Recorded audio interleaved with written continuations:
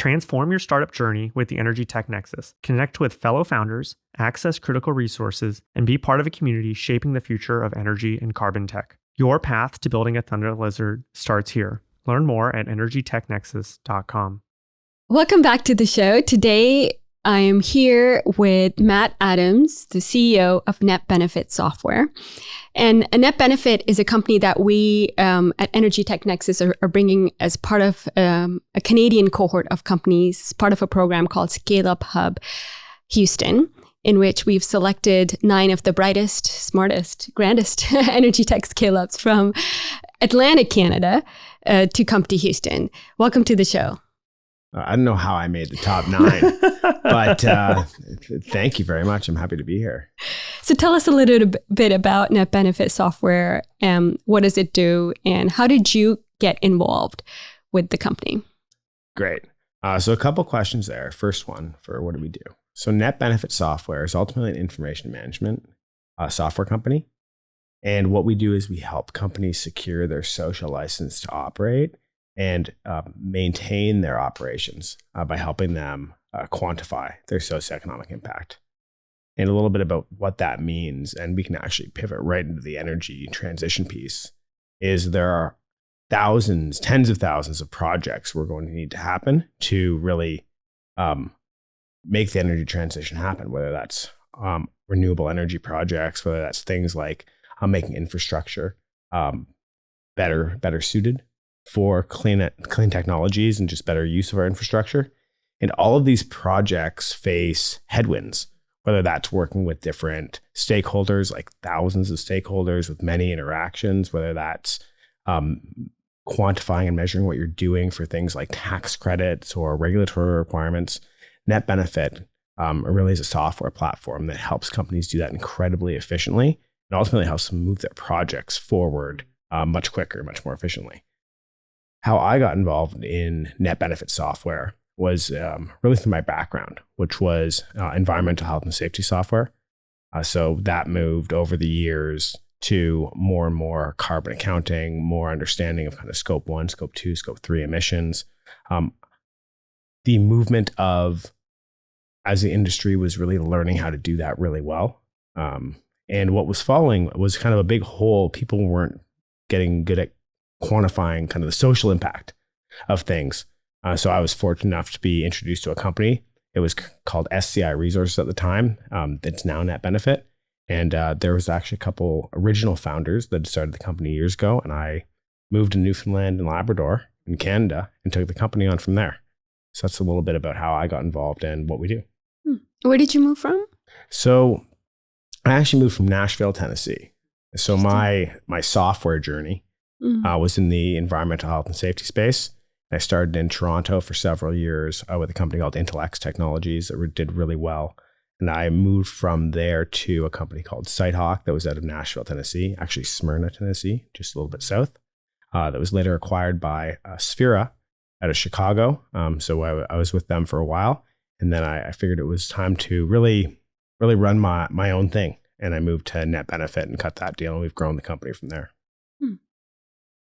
Yeah. So, you say you help companies with their license to operate. Can you elaborate a little bit on that? What kind of companies are you talking about? Well, actually, I want to know what social license to operate is. Yeah. Because I think in some ways it has a duality of meaning. Right. Because I think for people who are very climate active, they view it as kind of an excuse for people to behave poorly, which is not the point here.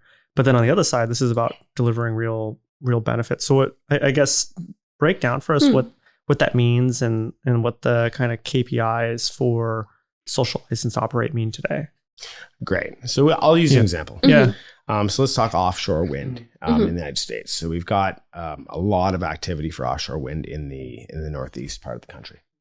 And when a proponent, so the kind of big company that wants to go and do a wind project, wants to get up and going, there are a whole bunch of people that have opinions and need to be kind of consulted with and listened to about the project. You can think of all of the different property owners along the coastline. You can think of all the different folks that are involved in the electric grid and how that is actually going to play into how we're going to power homes with that energy.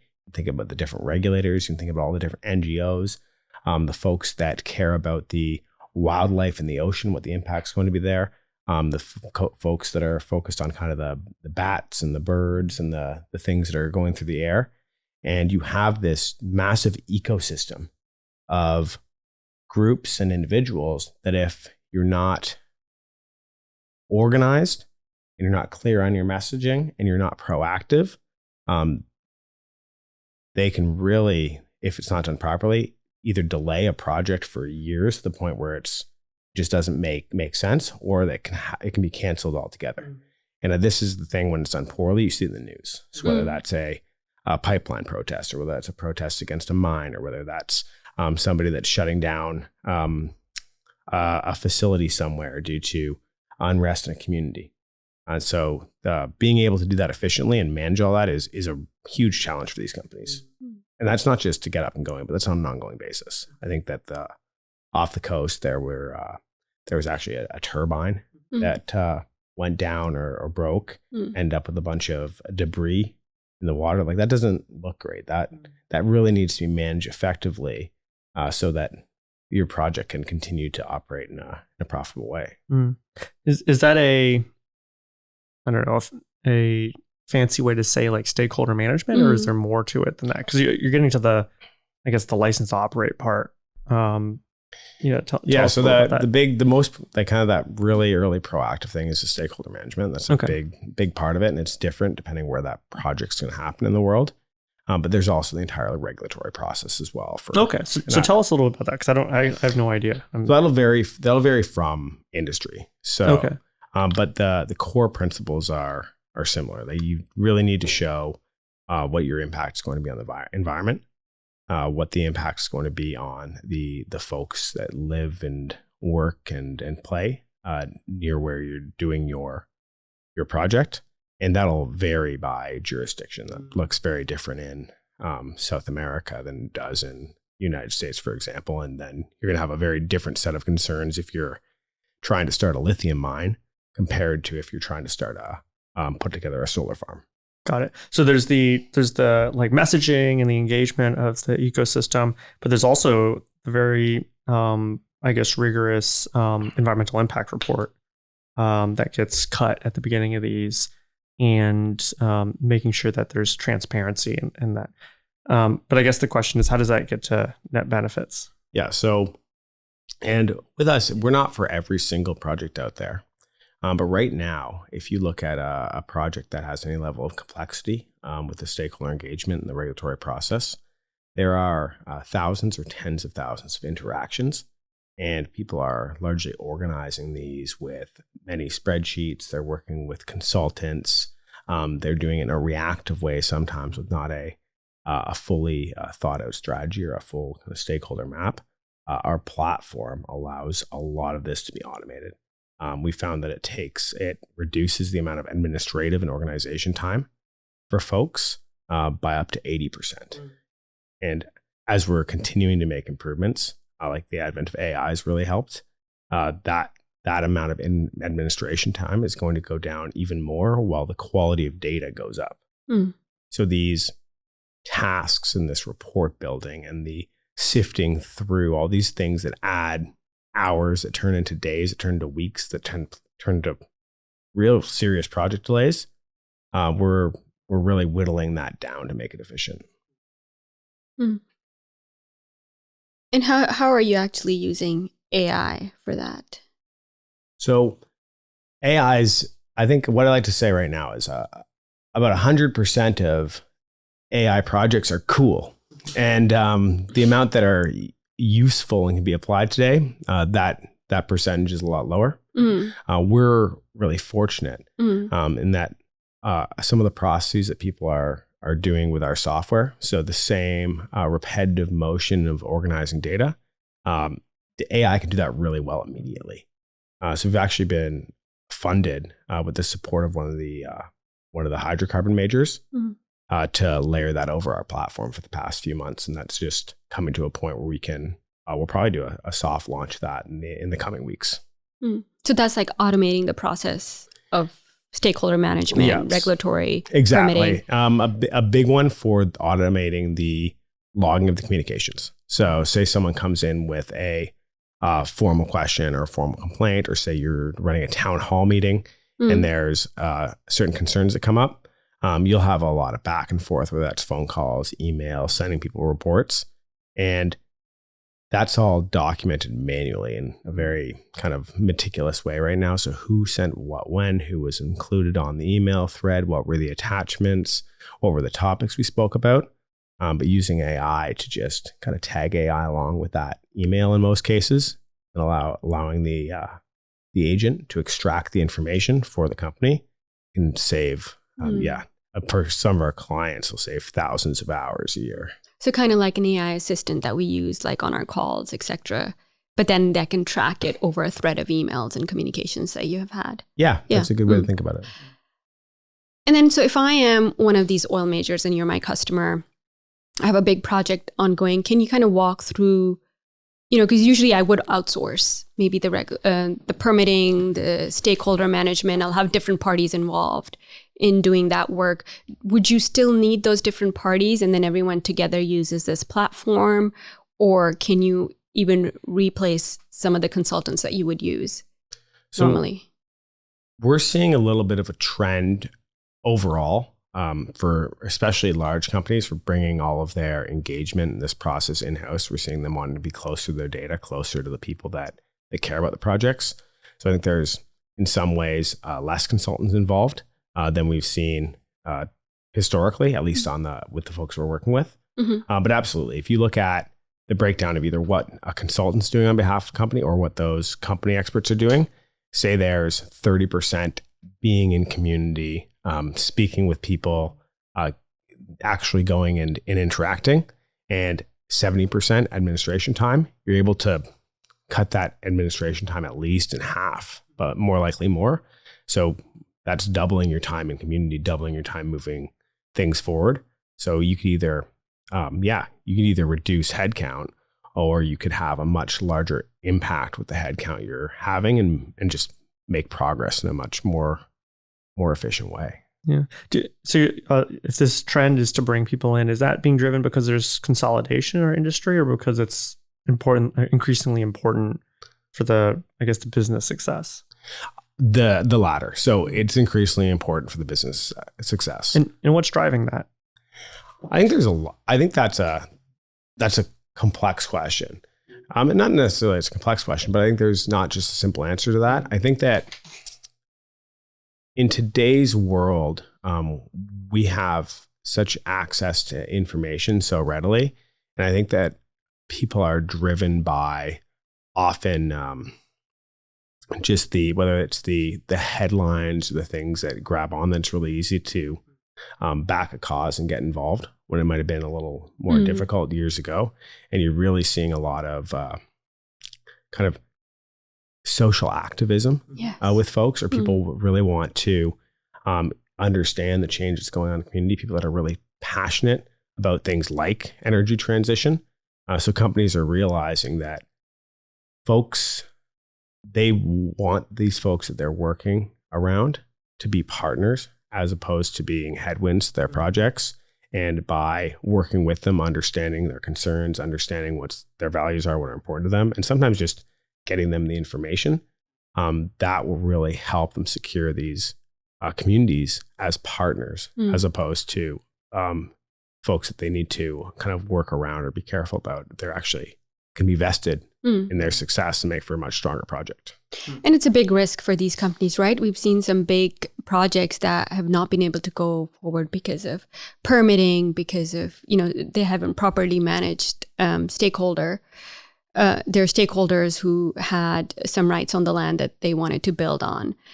And I think it is a very important point, but that in this age where information is readily available, a few years ago, you wouldn't know that there's this big project close to you that's being built. But today, the ability of information to also become viral and misinformation to spread, it can cause polarization and activism to actually like it's a breeding ground for activism. So I think I can imagine that companies now want more control because in some sense we're also losing control. You can, I think they want more control of the narrative, but also if you look at a project, so look at one of these major projects, and what happens is you'll have a developer come in and if they develop properly, which companies really, I think a lot of the times they get there's some negative stories that come out, and sure, there will always be bad apples, but if you're going through the process appropriately and you're considering the potentially negative impacts and you're mitigating against those, what you're doing is you're a massive economic boon for these communities as well. So you're coming in early on, you're staying at hotels, you're staying at restaurants, you're using services, you're probably getting a small office, you're then using local businesses to support your early operations. And eventually when you get into something like construction, there's entirely new companies being formed that are hiring dozens of people, or you're bringing in large companies and they're opening regional offices that are potentially hiring hundreds of people at times. And it creates really thousands of jobs through these really complex supply chains. But these jobs are largely folks in communities that's putting kind of food on the table, that are putting people's kids through school, that are contributing to these kind of vibrant economies and communities that otherwise, they're great, they're operating, they're doing well, but it just increases the kind of the size of the economic pie and the ability for people to have kind of solid jobs near where they want to live. And are most of your projects, you talk about local content, and you talk about especially companies when they have projects outside of the US, Canada, what has been your experience there in that product being used abroad? So it's interesting. This is probably a good opportunity to give some background on the company. So NetBenefit used to be called SCI Resource Software, and it was created in Newfoundland and Labrador. And Newfoundland, for people that aren't familiar with it, which probably a lot of your listeners, is an island off the east coast of Canada. And in the 90s, it was almost entirely a fishing economy. There was about 500,000 people. And what happened was there was a moratorium. There was overfishing, so we really had to stop fishing, and the economy was decimated. This was right around when the province and the island was developing some major mining assets and some major offshore oil and gas reserves. So they had this challenge of, okay, we've got tens of thousands of unemployed fishermen or people that supported the fishing industry. How do we create kind of offshore or oil workers or miners out of the locals? And how do we understand that data to know that kind of recontributes to the economy? And they created these regulatory mechanisms called industrial benefit agreements that said, okay, for the operators, you can extract the nickel, or you can extract the iron ore, you can extract the oil, but you need to show us that you're hitting the appropriate local content levels for procurement spending and for employment. That sounds simple. What's going to happen is you're going to have an oil major, and they might have an office with 200 people in town. But then they're going to have your big time contractors, your Baker Hughes and your Schlumbergers and your Ackers, and those folks will have hundreds of people employed on the projects, and then they'll subcontract to dozens of specialty providers within the town. And by the end of the day, you've got this really complex supply chain with hundreds of different companies and thousands of individuals. So actually tracking what's local, what kind of jobs are these? Are we talking apprenticeships? Are they becoming journey people? What does the job progression look like over time? Becomes very complex. And that's what SCI did very early.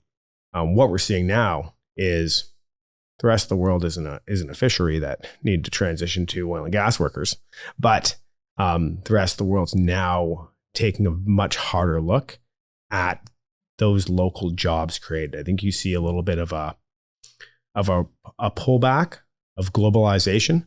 We talk a lot about strong domestic supply chains and strong local jobs and being able to manufacture things and provide services that we need where we live.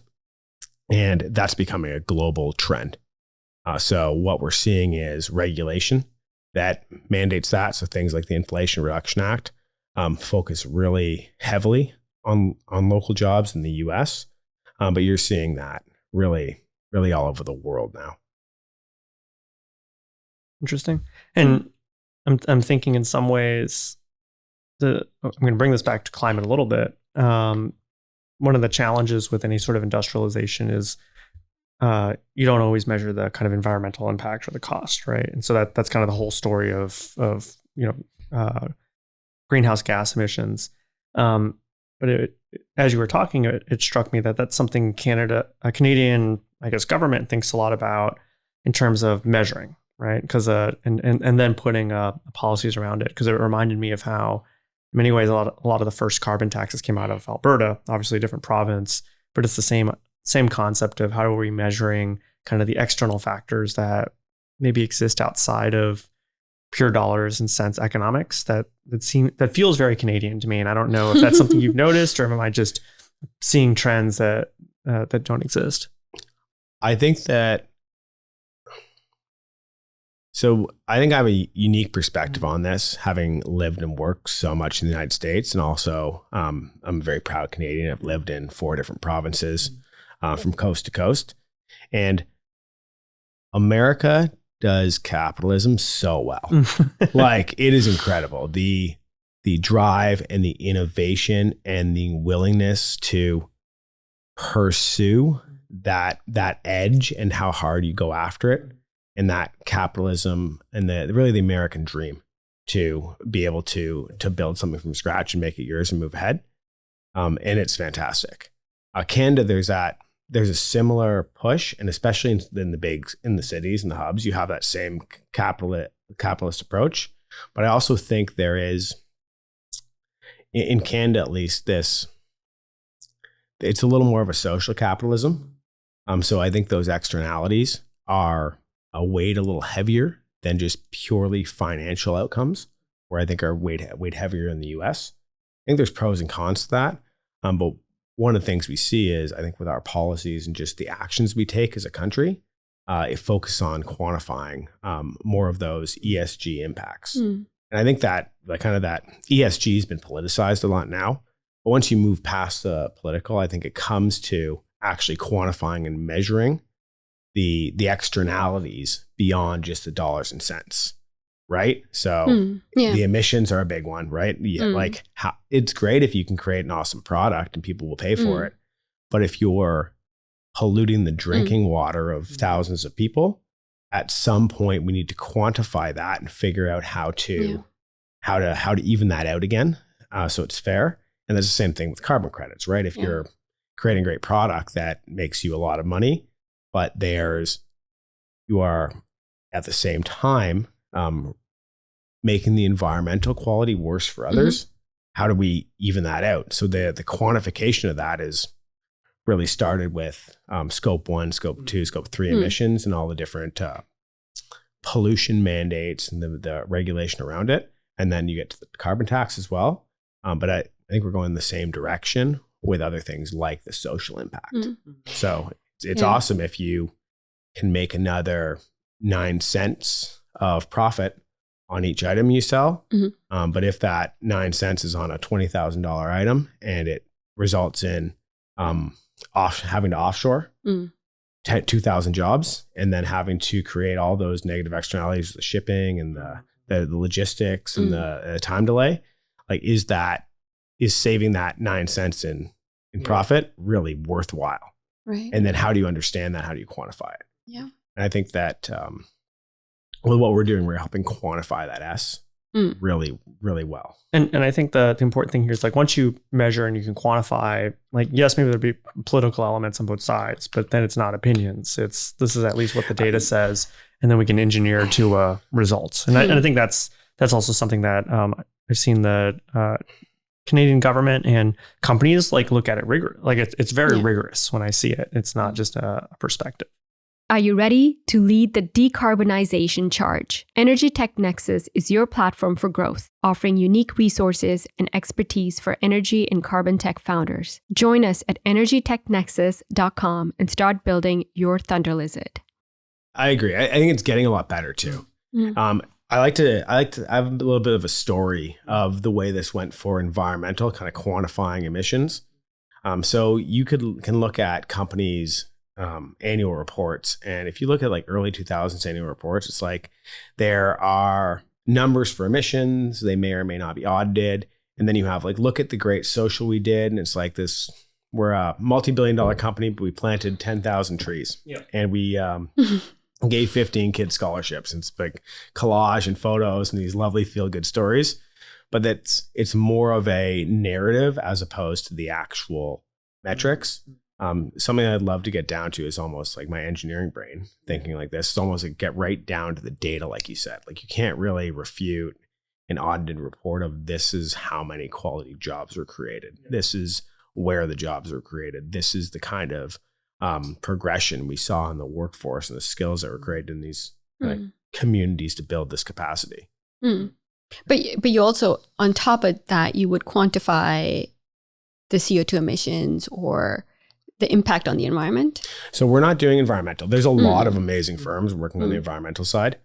And it's funny, you look at the transition overall, it's there's not one company that's going to solve the transition. There are thousands of companies that are going to do a tiny little bit, and together we're going to get there. So we really focus on that socioeconomic impact piece, and we focus on doing that really, really well. And I think the other important piece of the energy transition is all the supply chains are going to change, because you're producing energy, but the way we make it is different. I guess everything from manufacturing to the logistics and supply chain you described, to the very real, projects you're building locally. And it's a question of when you talk about high quality jobs, right? Are we bringing in skilled talent that becomes a local competency, right? That's really the other big transition behind the energy transition is the labor transition that's going to come with it. And that's part of what you're helping to measure. Yeah, and I think that labor transition, it's energy transition, but it's also where I think with AI and with AI, I heard this quote recently, and it was basically, I'm not gonna nail it, but it was basically people always overestimate the impact of a new technology like this in the short term, and they underestimate the impact in the long term. I think that's very true. And I think all of us, or whether we know it or not, we're seeing the impact of AI creep into our lives. But with that, there's massive movement forward in efficiency. And what that means is it's going to take less people to do the jobs that were done before. And those are going to turn into kind of new types of jobs. You can think of AI's impact on driving. Like, I'm seeing all these cars in Houston with the cameras all over their top. And there's a person sitting in them, and they just kind of have their hands in their pockets. Oh, well, this car's driving around. Yeah. I mean, we're not that far away from just a massive employment source, largely kind of taking the numbers of people, reducing them in a really realistic way. And there's dozens of industries where that's happening. So understanding where these new jobs are popping up and where they are in the supply chain, understanding the companies that are creating these jobs and having the data around them is just becoming more and more important as this movement kind of continues. Do you have any, I'm going to say, interaction with the change in the labor force's like age? Like one of the things we talk about here is just the knowledge transfer from older workers to younger workers. And I know that's not part of your business, but I'm curious if you see that in the data anywhere in terms of how you engage with companies. So we don't see it much in our data. Age isn't a big focus for us, but it is a conversation with any large company that we work with. And there are particular companies, like some legacy household names, I'm not going to get into it, but that I've worked with, that have seen massive negative effects because of just waves of retirement that have hit the company and really caused them to be less competitive than they used to be. And I think you don't see that on the headline in the news story that says, legacy knowledge left company X, so they're not doing as well as they were. But through having long-standing relationships with these companies and several of the software companies I've worked with, that is a cause of lower performance with some of the big companies today. It's just they've lost so many bright people that were largely kind of that first end of the kind of baby boomers that are working towards retirement now, and we're just so innovative to create those companies. So changing gears a little bit, I'm curious. So we talked about like the software is good for people engaging in projects. Who's the buyer of the solution? Is it a project lead? Is it a business unit manager? It's certainly not or is it? Is it an HR department? I assume it's not an HR department. So who's the person who says, I need this to make my job look good? So it'll be, if it's regulatory driven, which it is in some places, it'll be a specific role in relation to that regulatory. So in Canada, we actually have a lot of Indigenous content that's really important. So if you're operating in, you mentioned Alberta, like in the Alberta oil sands, like there are Indigenous communities that are very present in the ecosystem. They live there, they have land rights, they have land ownership. And the oil and gas companies, they'll need to whether sign agreements or just have great partnerships and good understanding with the communities. That means understanding jobs that are created. That means understanding the dollars that are spent on businesses that are Indigenous owned. So our buyer may be a VP of Indigenous Relations, or it could be a VP of Community Relations, and that will fall towards it. The largest companies will have actually a social impact or socioeconomic impact role. In the US, you'll often see a specialist level role in local content for your larger renewable companies. So there'll actually be a manager of local content or manager of community and local content, and they'll roll up to maybe a vice president of ESG or a vice president of regulations or regulatory and legal.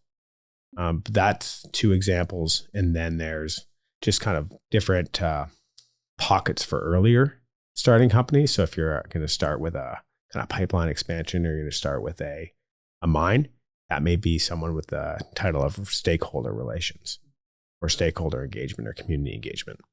The general movement of our software is when a project's early and we're working with someone early, they're in that stakeholder engagement, community engagement phase. And that would be the engagement person would be the buyer. But as they really start to move that project forward, or they're an established company with operations, we move more to that socioeconomic impact, local content piece of our software. I'm curious to know from you now. You primarily operated in Canada. Most of your clients are based out of Canada. You've come to Houston now quite often, and you were here last week for our in-market event, and you got to meet a lot of potential clients here. What are your insights from how things are maybe done a bit differently here in the US, or what have you learned from the conversations that you've had? I think that it's not so much a US-Canada thing, but I think that where you are in the US matters as well. Like, I think it's very different in Houston than it would be in kind of Silicon Valley, or it would be where I lived in Nashville for a while, or it would be in New York. And then Canada, the same thing. I mean, I'm in St. John's, Newfoundland, which is a good, let me do my metric to imperial here, but a good 2,500 miles across from the other side of the country. So things are done very differently in Vancouver. But I'll say one thing that's unique about a couple of things about Houston. One is it's really hot compared to at least Canada. That was Nashville too. But I'll say the legacy of the oil and gas industry here, and that engineering mindset and that innovation mindset that comes through. Going to places like Greentown Labs and the Ion, there is this energy and this we can kind of do it attitude and this innovation that's involved in each conversation.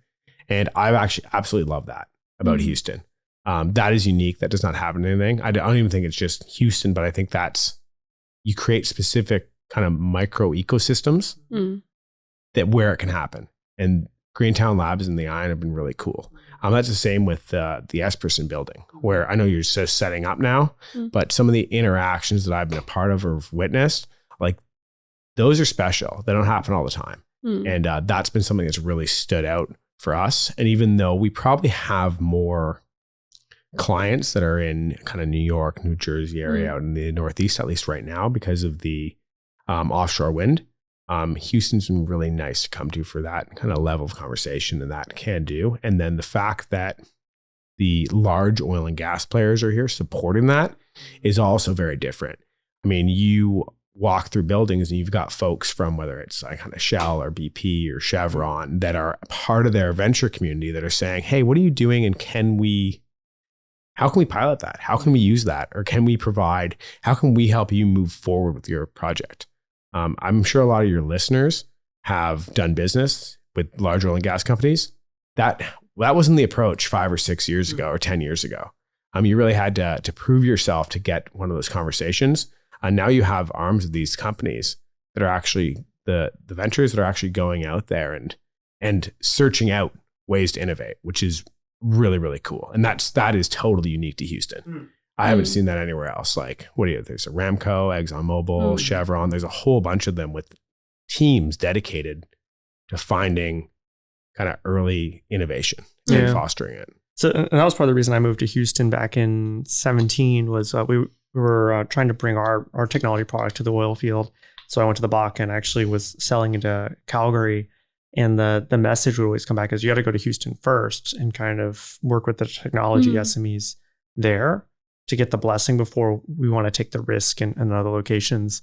And people really liked to pilot out in the Permian. That was just the nature of the ecosystem. And it's something, it feels like a little unique to Houston in terms of the energy industry here. But I'm curious, so you said you've been coming 3 or 4 times now. Is the push to come to Houston because the energy industry is here? Or when did you realize that it was the time to grow down here? So I think that our journey was 3.5 years ago. The previous founders, or not the original founders of SCI, we have done this for 20 years with tracking local content really well in Newfoundland and Labrador with a couple other Canadian clients. And they wanted to transition more into retirement. And picking that up, there's like our first year was, okay, let's modernize the platform. Let's turn this into a true B2B, modern SaaS structured software platform. That took a year. It took some investment. And then we expected hundreds of people to just call us up and buy our software. That didn't happen. I know we were talking earlier about product market fit. There's like product market fit. There's like your initial messaging market fit. There's your sales experience market fit. Kind of, you have a few different market fits to get there. We spent a year figuring that out. But finally, once we nailed that, we really started growing. We're up at 25 customers or so now. I think we'll add 5 or 6 this quarter alone. We're really starting to get that momentum. Good. But with that, naturally, we started to get more inquiries and some inbound leads from the United States. We signed our first US deal a few weeks back, and we were in the sales cycle for that and a couple others, while there was this program being created out of Tech Newfoundland, so Tech NL, to come down to Houston. So it all kind of lined up. So the timing was right. I'd been to Houston a couple times before. I knew there was an energy hub. I knew there was people that were innovative here.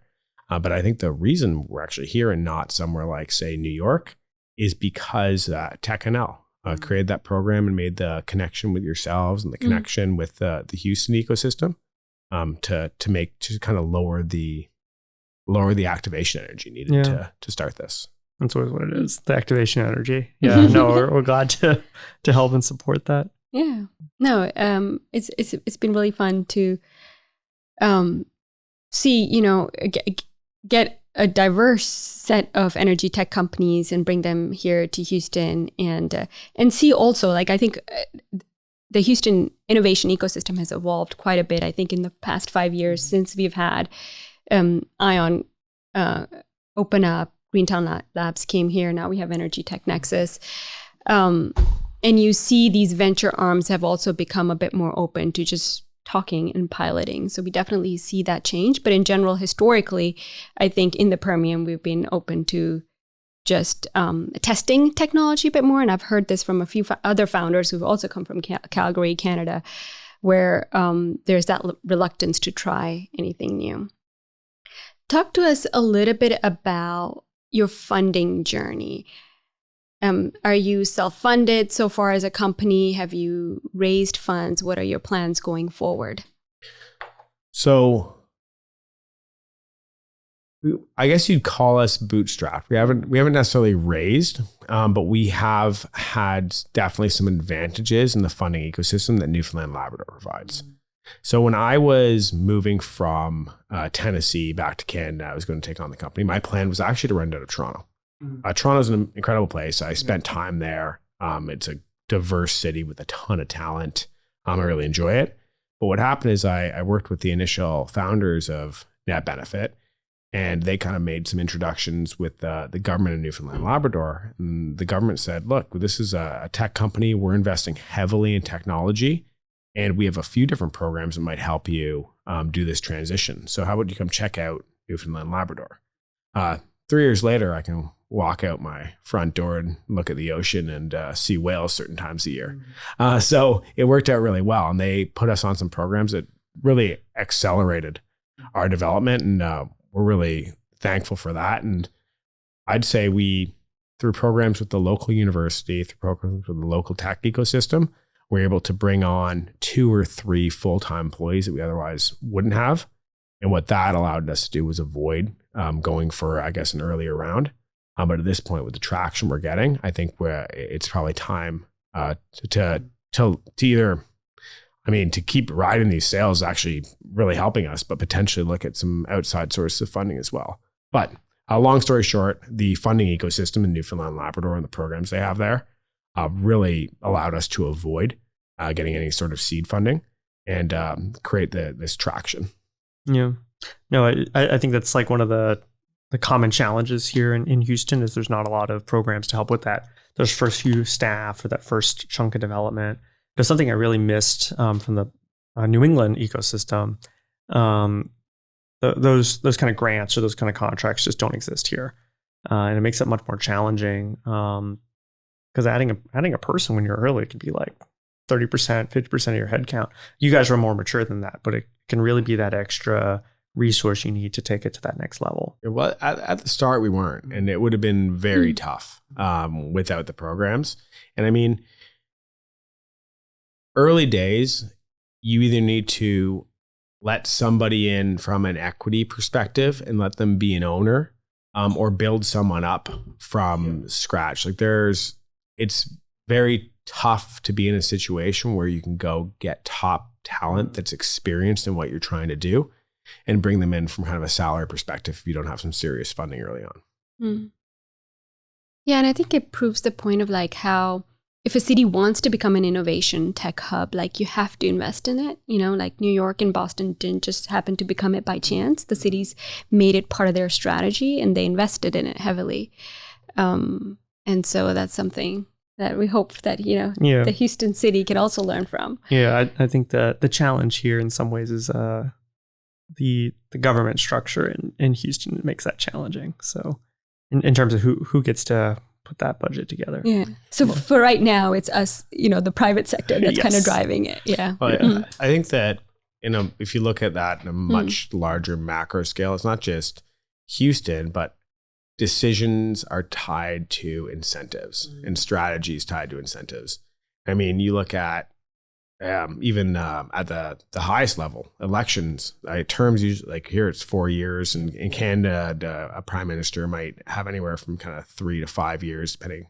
We have some complexities with what an election is called and whatnot at home, but that's tough because we really need to plan a lot farther out. Our climate goals are largely around 2050.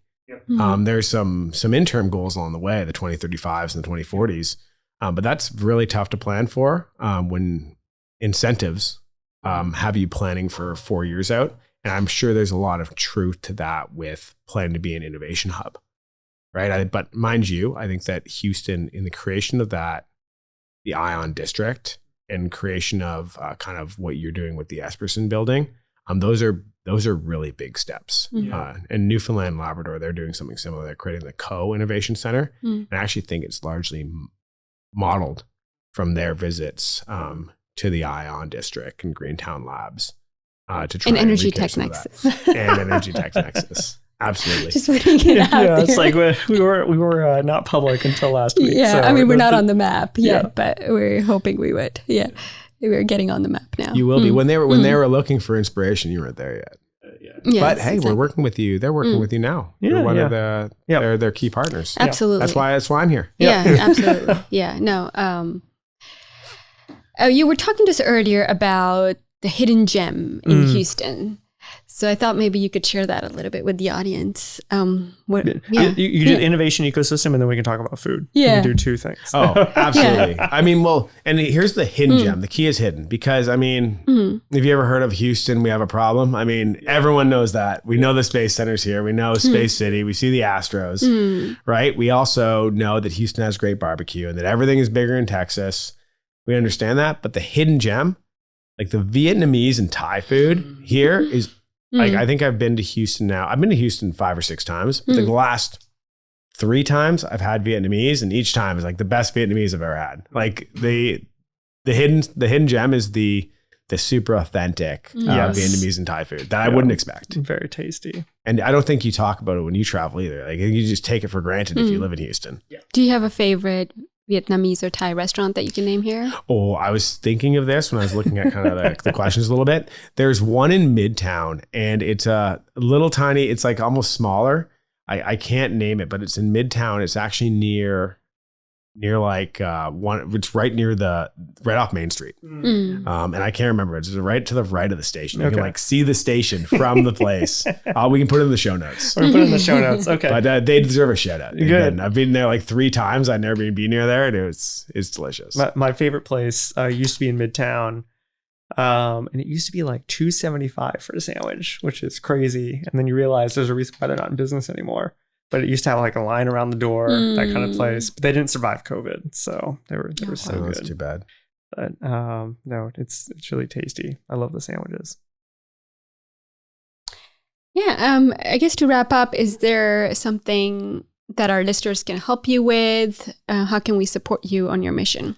Honestly, if you are in the energy transition space, that socioeconomic impact, that focus on local content, that is a trend that is going up and to the right. If you are in the space, give us a follow on LinkedIn, NetBenefits Software. Go check us out at our website, netbenefitsoftware.com, and just be aware that we exist, because eventually you will run into this problem and you are going to want to know that we're there to help you solve it.